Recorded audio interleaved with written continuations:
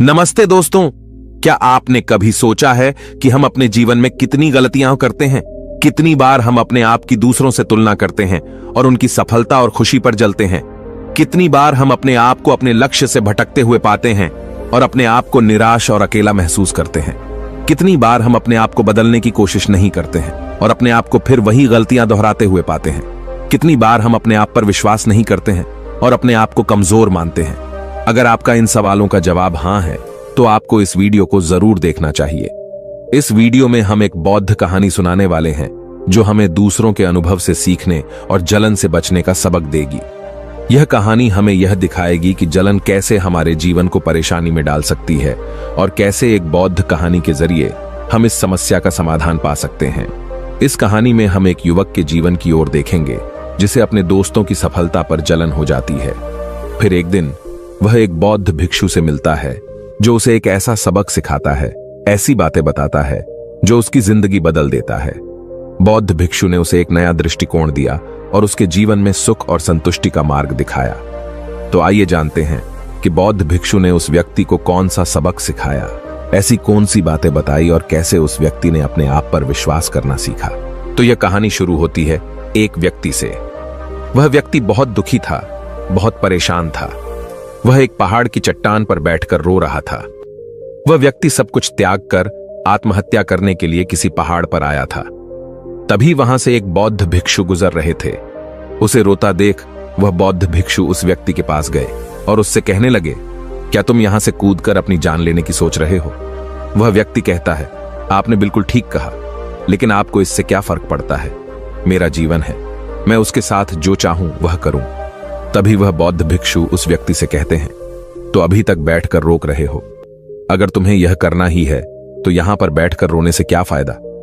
इस बात को सुनकर वह व्यक्ति थोड़ा सा क्रोधित हो जाता है और उन बौद्ध भिक्षु से कहता है, देखिए महाराज, मैं यहां पर जो भी करने आया हूं वह तो मैं करूंगा ही, लेकिन आपको इसमें दखलंदाजी करने की कोई जरूरत नहीं। इतना कहते ही वह व्यक्ति फूट फूट कर रोने लगता है। तभी वह बौद्ध भिक्षु से कहते हैं, अच्छा यह बताओ, क्या तुम सबको छोड़ आए हो या फिर अपने साथ कुछ लाए हो? तभी वह व्यक्ति उन बौद्ध भिक्षु के इस सवाल का जवाब देते हुए कहता है, हे गुरुवर, मैं सब कुछ छोड़ आया हूं। मेरे पास अब कुछ नहीं, न मेरे पास खोने के लिए कुछ बचा है, तो फिर भला मैं जीकर क्या करूंगा?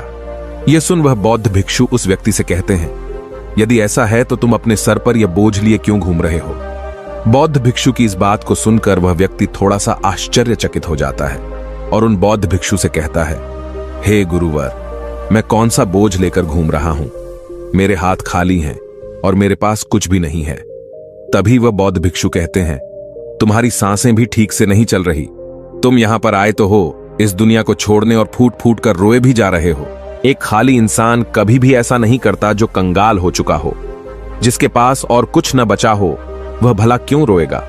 यह सुन वह व्यक्ति और भी क्रोधित हो जाता है और उन बौद्ध भिक्षु से कहता है, आपको इससे क्या मतलब?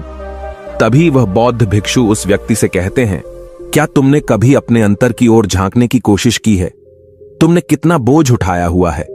तुम कितना बोझ लेकर अपने इन दोनों कंधों पर लिए घूम रहे हो? इन सभी बोझों को कब तक दोगे? इन बोझों को यहीं पर उतार दो और थोड़ा सा हल्का हो जाओ। कब तक इन बोझों के तले दबे रहोगे?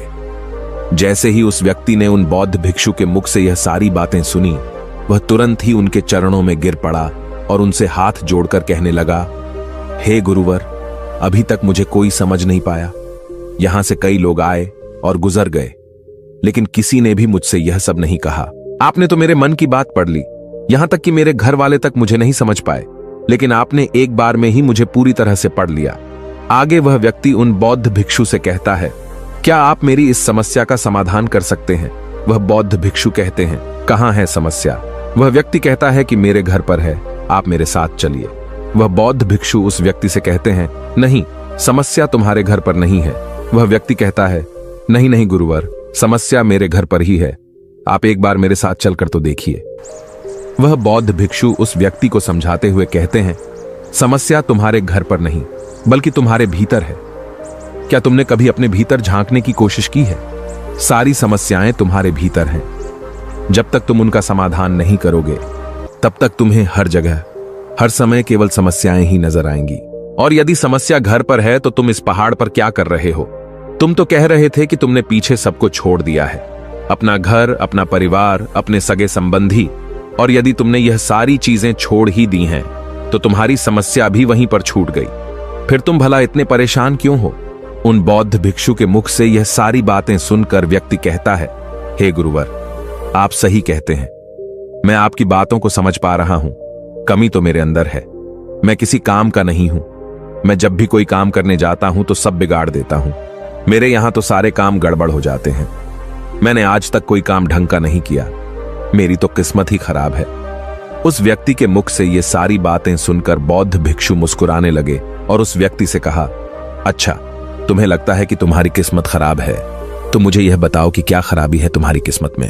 तभी वह व्यक्ति उन बौद्ध भिक्षु से कहता है, हे गुरुवर, मुझे व्यापार करना था और व्यापार करने के लिए धन चाहिए था, तो मैंने अपने परिवार से थोड़ा सा धन लिया और उसी धन से मैंने अच्छा सा व्यापार खड़ा किया। लेकिन मेरा व्यापार ज्यादा समय तक नहीं चल सका। शुरू में मेरे परिवार वालों ने मेरा पूरा साथ दिया और तब तक सब कुछ ठीक भी चल रहा था। लेकिन धीरे धीरे मुझे मेरे व्यापार में नुकसान होने लगा और यह सब देख मेरे परिवार वाले मुझसे नाराज हो गए और मुझसे दूर चले गए। मैं तो चाहता था कि मैं अच्छा व्यापार करूं, अच्छा धन कमाऊं, ताकि मैं अपने परिवार को संभाल सकूं, उन्हें वह हर सुख सुविधा दे सकूं जो वह चाहते हैं। मैं तो सब उन्हीं के लिए कर रहा था, लेकिन वह लोग मुझे समझ नहीं पाए और मुझे ही इसका जिम्मेदार ठहराते हैं।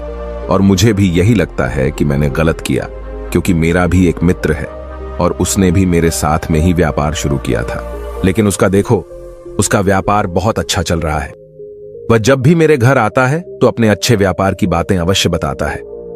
वह हमेशा यह कहता रहता है कि किस तरह से उसने अपने दम पर इस व्यापार को खड़ा किया है और उसे चलाने में भी वह सक्षम है। किस तरह से उसने जी तोड़ मेहनत की और अपने व्यापार को उन ऊंचाइयों तक ले गया। यह सब सुन मेरे परिवार वाले भी मुझसे कहते हैं, देख, वह तेरा मित्र है, वह अपने व्यापार को कहां से कहां ले गया, और तूने तो हमारी जमा की हुई पूंजी भी गवा दी, हमारा नुकसान करा दिया। मेरे परिवार वाले मुझसे हमेशा यह कहते रहते हैं कि तेरे बस का कुछ नहीं। इन तानों को सुन सुनकर मैं बड़ा परेशान हो चुका था। इसलिए मैंने कर्जे लिए और नया व्यापार खड़ा किया, लेकिन वहां पर भी मुझे मुंह की खानी पड़ी और मेरा व्यापार पूरी तरह से चौपट हो गया। अब तो हालत यहां तक आ चुकी है कि मेरा घर भी अब गिरवी पड़ा हुआ है। अब आप ही बताइए मैं क्या करूं? तभी वह बौद्ध भिक्षु उस व्यक्ति से कहते हैं, अच्छा, तुम्हें यह पता है कि तुम्हारा मित्र तुम्हारे पास क्यों आता था? तभी वह व्यक्ति कहता है, हां, मुझे अच्छी तरह से पता है। वह मुझे मेरे घर वालों के सामने नीचा दिखाने आता था, मेरी बुराई करने आता था। वह यह जताने आता था कि वह मुझसे व्यापार में कई गुना अच्छा है, श्रेष्ठ है। वह चाहता है कि मैं उसकी सफलता देखकर दुखी रहूं, तड़पता रहूं और परेशान रहूं। तभी वह बौद्ध भिक्षु उस व्यक्ति से कहते हैं, क्या तुम उसके व्यापार को देखकर सच में दुखी रहते थे? वह व्यक्ति कहता है, हां, इतना अच्छा उसने व्यापार खड़ा किया है और मेरा व्यापार चौपट हो गया तो यह देखकर मुझे तो दुख होगा ही, मुझे तो जलन होगी ही। तभी वह बौद्ध भिक्षु उस व्यक्ति से कहते हैं, तुम्हें दुख किस बात का था? अपनी असफलता का या फिर अपने दोस्त की सफलता का? तभी वह व्यक्ति उन बौद्ध भिक्षुओं से कहता है, अपने असफल होने पर मुझे इतना पछतावा नहीं था, लेकिन वह इतना सफल हो चुका था कि उसे देखकर मेरे मन में जलन की भावना उत्पन्न होती थी और मैं यह देख देख कर दुखी रहता था, पछताता रहता था, तड़पता रहता था। तभी वह बौद्ध भिक्षु उस व्यक्ति से कहते हैं, इसका अर्थ यह हुआ, यदि तुम्हारा मित्र भी असफल हो जाए तो तुम्हें खुशी होगी।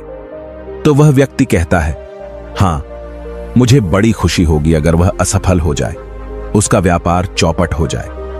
यह सुन बौद्ध भिक्षु फिर से एक बार मुस्कुराने लगे और उस व्यक्ति से कहते हैं, इसका अर्थ तो यही हुआ कि तुम्हारी खुशी तुम्हारे मित्र पर निर्भर करती है।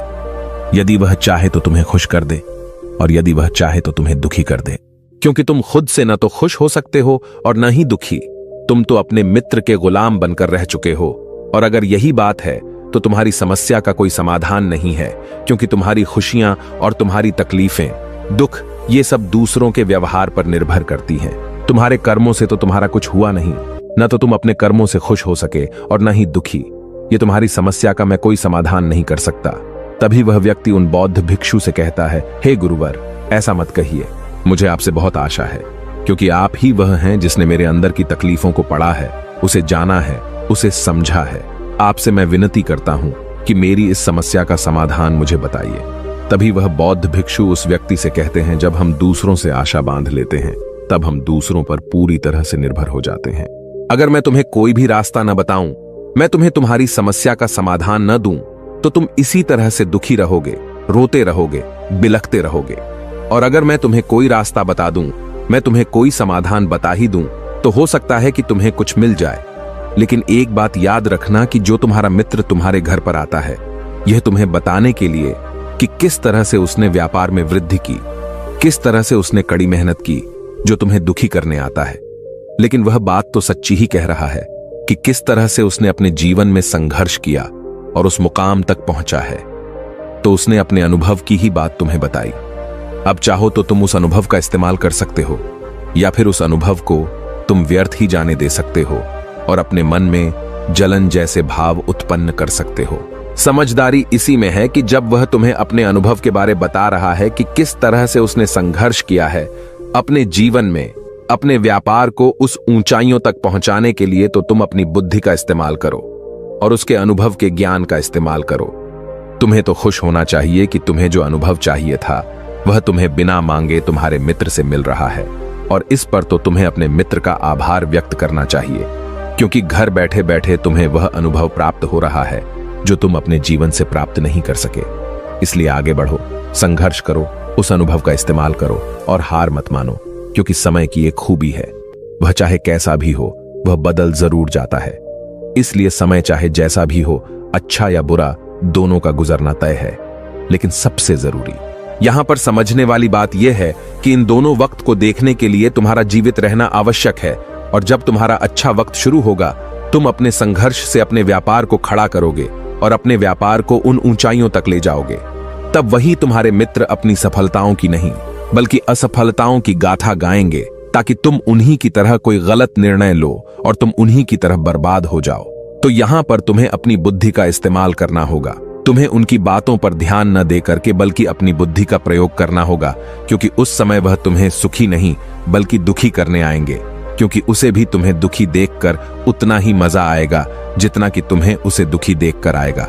यह सुन वह व्यक्ति उन बौद्ध भिक्षुओं से कहता है, हे गुरुवर, आप बिल्कुल ठीक कह रहे हो।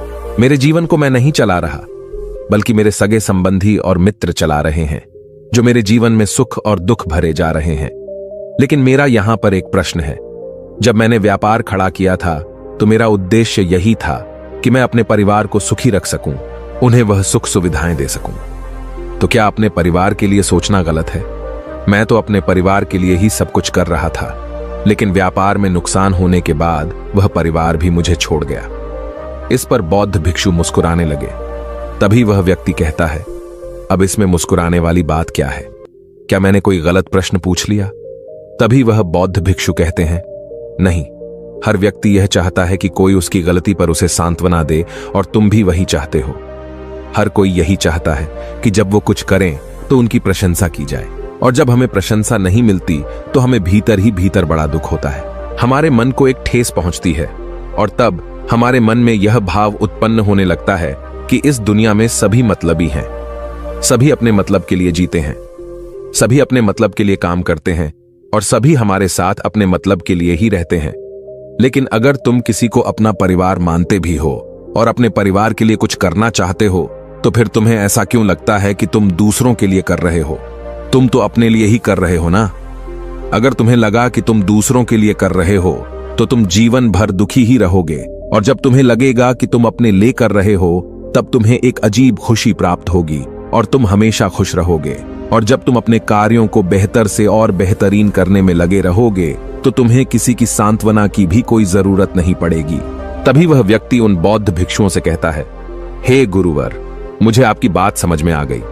अब तक मेरी किस्मत दूसरों के हाथों में थी, वो उसमें जैसे रंग चाहे सुख के या दुख के भर दिया करते थे। लेकिन अब से मैं अपनी किस्मत अपने हाथ में रखूंगा, और फिर चाहे ये अच्छी हो या खराब, मैं हार नहीं मानूंगा। आखिर में वह व्यक्ति उन बौद्ध भिक्षु से कहता है, हे गुरुवर, आपकी सारी बातें तो मैं समझ गया, लेकिन क्या आप मुझे कुछ दे सकते हैं जो मेरे जीवन के सबसे बुरे वक्त में मेरा साथ दे सके, मेरा साथ निभा सके? ये सुन बौद्ध भिक्षु उस व्यक्ति को एक छोटा सा बक्सा देते हैं और कहते हैं, ये मेरे बहुत करीब है और इसे तुम्हें अपने बहुत करीब ही रखना होगा। इसमें एक ऐसा राज है जो तुम्हें बड़े से बड़े दुखों से बाहर निकाल सकता है, बड़ी से बड़ी विपत्तियों से छुटकारा दिला सकता है। और इसे तुम सिर्फ तभी खोलना जब तुम्हें लगे कि अब कोई राह नहीं बची है, जब तुम्हें यह लगने लगे कि सब कुछ व्यर्थ है, मैंने जो बातें कही हैं वह भी व्यर्थ है, यह दुनिया भी व्यर्थ है, यहां रहना भी व्यर्थ है। इतना कहकर वह बौद्ध भिक्षु उस बक्से को उस व्यक्ति को थमा देते हैं और फिर वहां से चले जाते हैं। वह व्यक्ति उस बक्से को लेकर वापस अपने घर आता है और फिर एक नया कारोबार शुरू करता है। अब की बार वह कारोबार में हार नहीं मानता और उसका कारोबार बहुत अच्छा चल पड़ता है। उसका कारोबार चलने के कारण अब उसका परिवार भी उसके साथ आ चुका था। उसके पास अब हर सुख सुविधाएं भी हो गई थी। अब वह न तो भूतकाल का रोना रोता था और न ही भविष्यकाल की चिंता करता था। वह तो केवल अपने वर्तमान को और ज्यादा बेहतर बनाने की कोशिश में लगा रहता था। लेकिन समय हमेशा बदलता रहता है। जिस तरह से बुरा समय हमेशा नहीं रहता, ठीक उसी प्रकार अच्छा समय भी हमेशा नहीं रहता। उस व्यक्ति के जीवन में एक बार फिर से अच्छा समय समाप्त हो चुका था। वह जिस राज्य में रहता था उस राज्य पर पड़ोसी राज्य ने चढ़ाई कर दी थी और पूरा राज्य तबाह कर दिया था। उसका व्यापार भी पूरी तरह से तबाह हो चुका था। वह परिवार के साथ दर दर की ठोकरें खाने लगा। उसे यहां से वहां भागना पड़ा, यहां तक कि उसके पास खाने पीने के लिए भी पैसे नहीं बचे थे। भूख से उसके माता पिता ने दम तोड़ दिया और वह अपनी पत्नी और छोटे भाई के दोनों बच्चों को लेकर इधर उधर भटकता रहा। वह दोनों बच्चे बीमार पड़ चुके थे और उसके पास उनके इलाज के लिए भी पैसे नहीं थे। तब उसे एहसास होने लगा कि यह सब व्यर्थ है। उसका यह जीवन जीना भी व्यर्थ है, यह पूरा संसार व्यर्थ है और जो कुछ भी बातें उन भिक्षु ने मुझसे कही थीं, वह सभी बातें भी व्यर्थ हैं। आज मेरे पास कुछ नहीं बचा, आज मेरे पास जीने का कोई मकसद नहीं बचा। उन भिक्षु ने जो कुछ भी कहा था उन सब बातों का आज कोई मतलब नहीं रह गया। अंततः जीवन को तो समाप्त होना ही है, तो फिर जीवित रहकर भाग दौड़ करके अपने जीवन में वह ऊंचाइयां हासिल करना, सफलताएं हासिल करना, यह सब किस काम का? मेरा जीना भी अब मुझे व्यर्थ ही लग रहा है। अगर मैंने उसी समय हिम्मत करके इस जीवन को और अपने शरीर को त्याग दिया होता तो शायद आज मुझे यह सब नहीं देखना पड़ता। वह पूरी तरह से निराश हो चुका था, अंदर से पूरी तरह से टूट चुका था। वह यह सब सोच ही रहा था कि तभी उसकी नजर उस बक्से पर पड़ी जो उसे उन बौद्ध भिक्षुओं ने दिया था। उस बक्से में एक पर्ची थी जिस पर यह लिखा था कि आपकी नई जिंदगी की शुरुआत कहीं से भी हो सकती है। आपके पास सोने का सिक्का हो ना हो, लेकिन आपके पास वह हिम्मत तो है, तो कुछ ना कुछ अवश्य ही कर लेंगे। उस पर्ची को पढ़ने के बाद उस व्यक्ति के मन में एक बार आशा की फिर से लहर दौड़ उठी और उसने फिर से वह हिम्मत बांध ली ताकि वह अपने जीवन में फिर से उन ऊंचाइयों को हासिल कर सके।